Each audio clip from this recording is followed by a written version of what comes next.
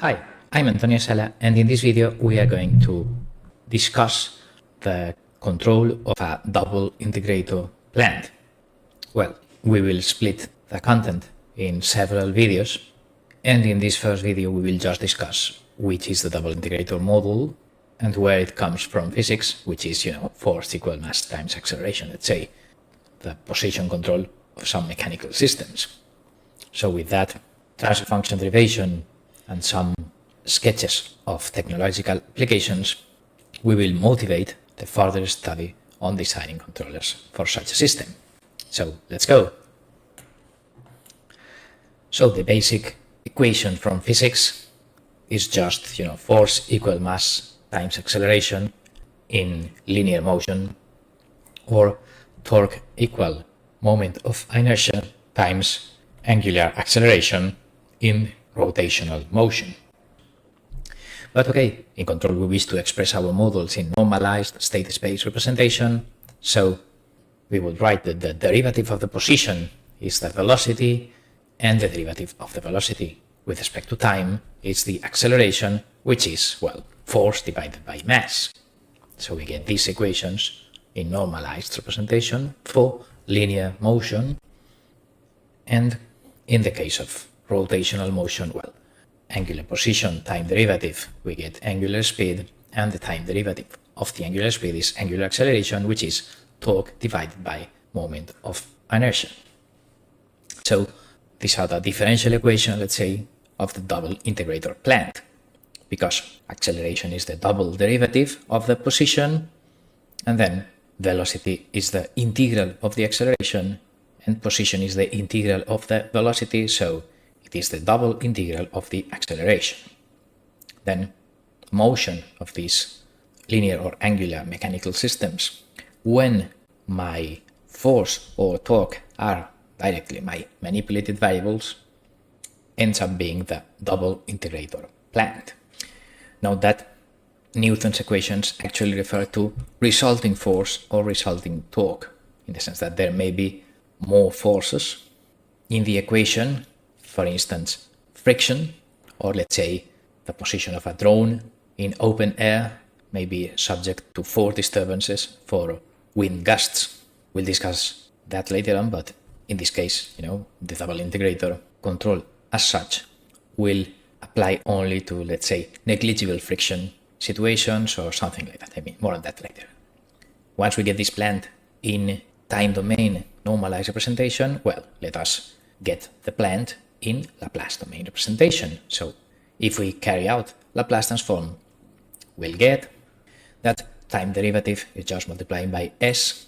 We will assume initial conditions being 0, because we would just want the transfer function. So derivative is multiplied by s, so s times position in the Laplace domain equal velocity, and s times velocity equal force divided by mass. If we now solve for the position, we get that position is velocity divided by the Laplace variable s, and as velocity is itself acceleration divided by s, well, replacing the expression of the velocity in here, we get 1 over s squared, mass also dividing, times the Laplace transform of the resultant force. So this 1 over s squared times some constant is the transfer function for linear motion with a force input. Also, as the angular equations are just the same, but instead of mass having inertia, then, well, these are the equations in Laplace domain of rotational motion from a torque input to a angular position output, and it's again 1 over inertia times s squared. So these models in Laplace domain are, a double pole in the origin, double integrator times a constant. Say, for instance, we may have a 0.5 kilogram mass moving, and it will have this transfer function. So position control will be associated to controlling these kind of transfer functions. But, well, let us think on some possible applications, let's say. Well, a first application may be control of the position of an electric motor, in which, well, my input to the motor is the desired acceleration, the desired torque.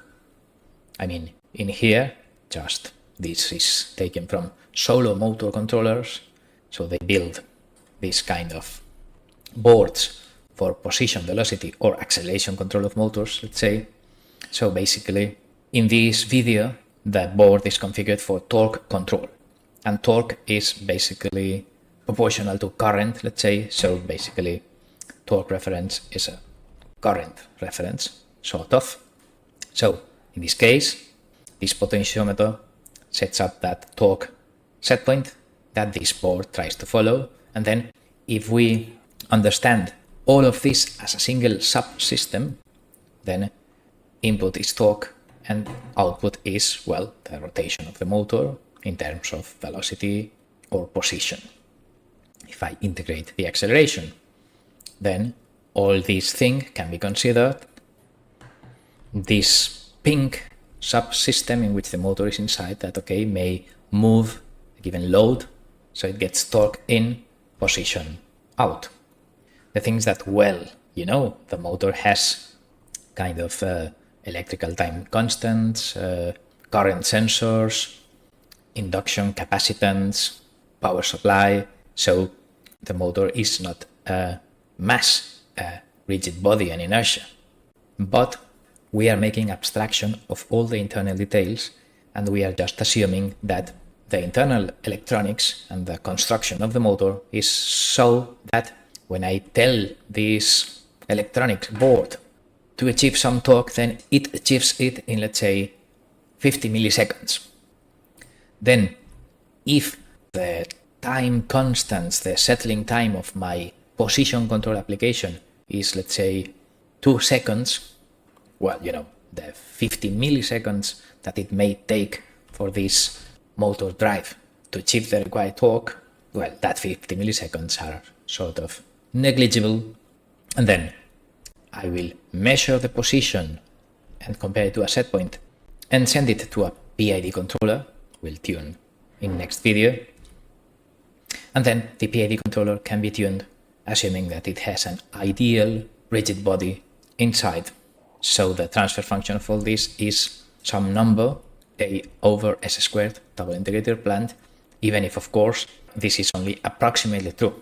It is basically true if the motion of the load takes seconds, and it is total rubbish if I am considering signals in the millisecond time scale, because in that case, of course, what happens to the inductions, capacitances, high frequency vibrations or whatever inside the technical detail of this, then for millisecond microscopic inspection of what happens here, then the details of this electronics and software is extremely important. But on the other hand, for seconds in my position control application, the details of this internal electronics is absolutely unimportant, and it's just a double integrator. So I mean, in engineering, no model is perfect.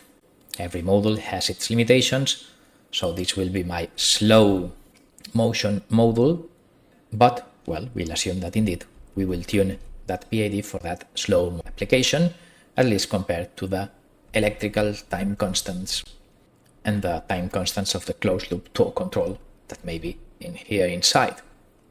In fact, the structure in which there are several control levels and each control level assumes that the inner control levels are working perfectly and converting my system into an ideal stuff, that's called cascade control. And it enables to design controllers for complex plants by disregarding the internal details of some subsystems. Then, okay, this will be the technological application of this motor control configured to torque control.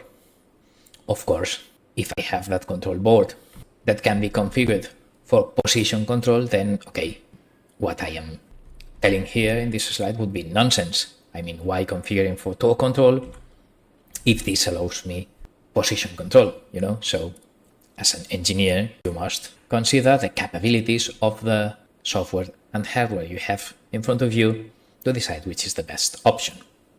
But, in some cases, you actually pursue, let's say, torque control because, well, for instance, in here, the position and velocity controller is the human operator, and it sends a torque reference to the scooter motor. So, well, one thing is an examination in control theory in which you simulate and you do some maths on the Laplace domain over this transfer function. And another thing is, of course, a whole engineering project in which you must supply an optimally designed product. We are not into that. We are just into the motivations towards studying control theory in double-integrator plants. Well, another application, maybe, let's say, moving a load horizontally, in which I also have a position sensor and a PID regulator in charge of precision control that sends a target force signal to some internal control of a pneumatic cylinder with some pressure control valves, whatever. So we have some software, hardware, piping, compressors, whatever, so that a slave controller can apply the desired pressure, the desired force to the piston to move the load. Okay, in this case, friction is usually important. So maybe the double-integrator frictionless motion may be not such a good model, but okay, if somehow we compensate Coulomb friction by increasing a little bit the pressure, okay, if we compensate for the friction, then we would be in the double-integrator control plant, but if we don't, then this would not be a good model for this application. Okay, just as a motivation, this 3 divided by s squared, let's say, is the basic transfer function for mechanical position control. So all these applications have this master loop interpretation: position controlled variable, position sensor, error, some controller that gives me force or torque as a manipulated variable, and then I have a plant that, at least for slow motions, seconds and not milliseconds of these trajectories, can be approximately expressed as a double integrator. But of course, this plant may have a lot of valves or a lot of electronics inside. But divide and conquer, separating the tasks, can help me obtain solutions instead of considering the whole complexity of my plant up to, let's say, the quantum mechanics of the semiconductors in the power amplifier. We still have to discuss friction, okay, but we'll defer that 1 minute. As a last motivation for these kind of applications, we may have a control of a drone, let's say. In this kind of stuff, the thrust is somehow proportional to the square of the propeller rotational speed. So again, in a cascade structure, if given a desired thrust, we input it to some electronics and we get the rotor speed, we can consider control of vertical motion by considering that, well, the increment with respect to the operating point, which is the weight, let's say, will cause a vertical acceleration. So I will have my double integrator plant. And also in the control of lateral motion, if I give different thrust to each side of the central axis, the drone will pitch. And of course, I need some pitch control, but once I get in equilibrium with that slave pitch controller, then the vertical thrust must be equal to the weight to be in equilibrium, and roughly the lateral thrust will be equal to weight times the tangent of theta, which is theta for small theta. So roughly the pitch angle will be proportional to the lateral thrust. Then again, I will be able to express my drone position control problem as a first approximation as the control of a double integrator on the vertical and on the lateral motion, of course making abstraction of the technical details of the propeller speed stuff and the pitch, roll and yaw orientations controls, etc. In engineering, our goal is not obtaining the most complex model. It's just complicating our model to make it useful and no more. And then, in many cases, this double integrator plant can be a viable approximation to my control. What happens now with friction? Well, in real life, apart from my manipulated force, I will have some disturbance force. I call it delta, from wind, let's say, in my drone control, plus some friction, which usually depends on the velocity. We have not considered it here in my modeling, so if friction is important, then the model will not be a double integrator. For instance, linear friction may end up in a transfer function A divided by S plus B. I am not delving into the details. But okay, if B is small, if friction is small, then we can think on the double integrator as a sensible approximation. What does it mean, small friction?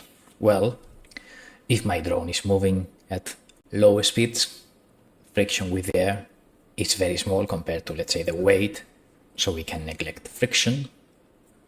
Or in my motor application, let's say, this may be connected to a load with a lot of inertia, so that when I stop powering it, it takes 40 seconds, let's say, to stop.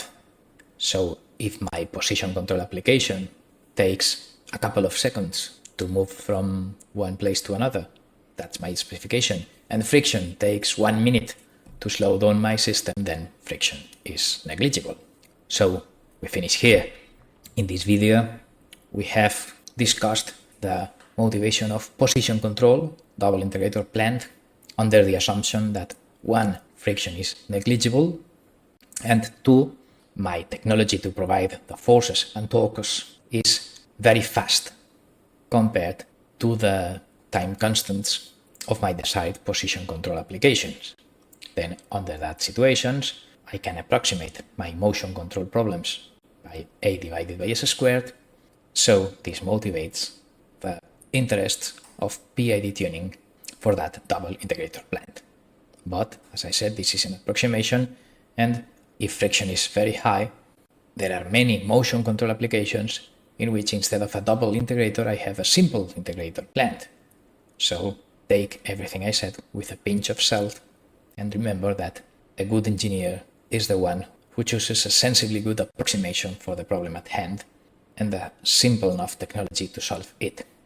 Okay, so we finish with this. Thanks for watching.